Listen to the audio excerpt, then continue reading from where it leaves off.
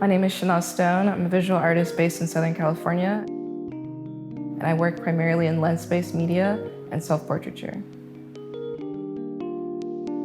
In my work, I use myself as a subject, as a way to tell individual and collective narratives. I'm acting as a conduit to bring these narratives to the forefront. I'm being seen, but more so it's a collective stance about remembering Black bodies within these spaces and proudly taking up space.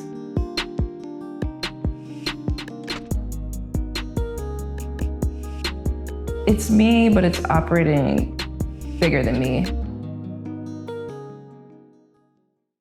My earliest memory of the natural world was my grandmother's garden.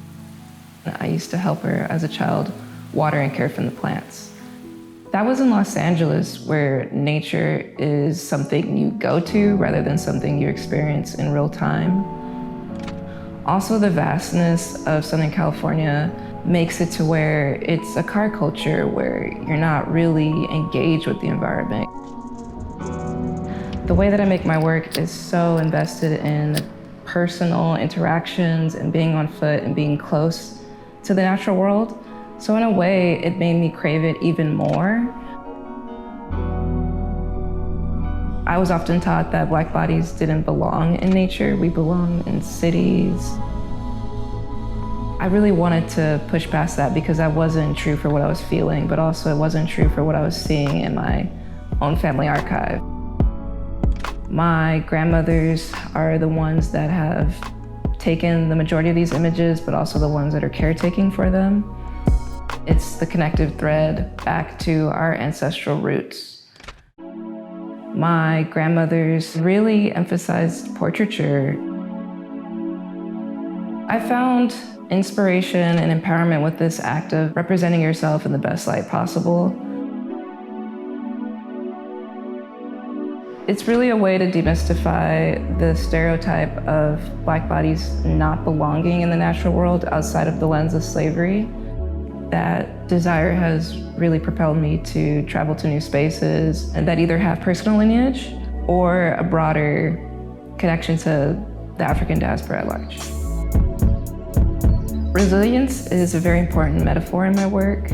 The way the plants are literally bursting from concrete at times, or filling spaces where they may not belong. I feel like that's a metaphor for pushing past restriction and environments that were literally constructed to restrain. So by photographing these urban environments that are often really merged with plant life and the natural world, it's a gesture to really affirm these spaces and to show the beauty present within them. Photography is so rooted in chasing light and being properly lit in the sun.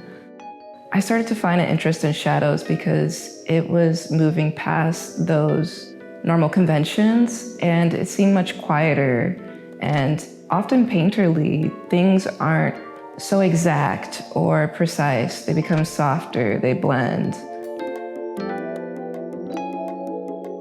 Shadows for me are very interesting because they can either conceal or reveal depending on the surface they're cast on.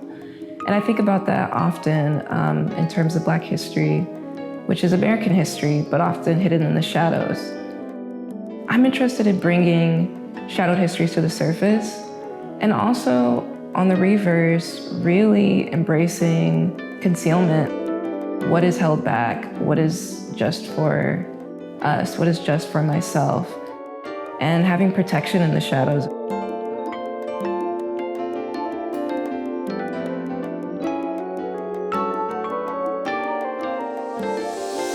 In my piece, In Search of a Certain Eden, I'm standing within a bushel of plantation lilies. And when I saw these plants, they really stood out to me, and I just had the desire to stand in the middle of them. Someone told me the name of the plant and that it was called the plantation lily.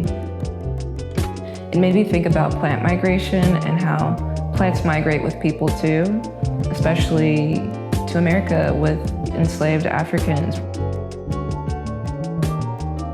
That was a full circle moment in terms of what I'm interested in, which is the Black body's connection to the American landscape.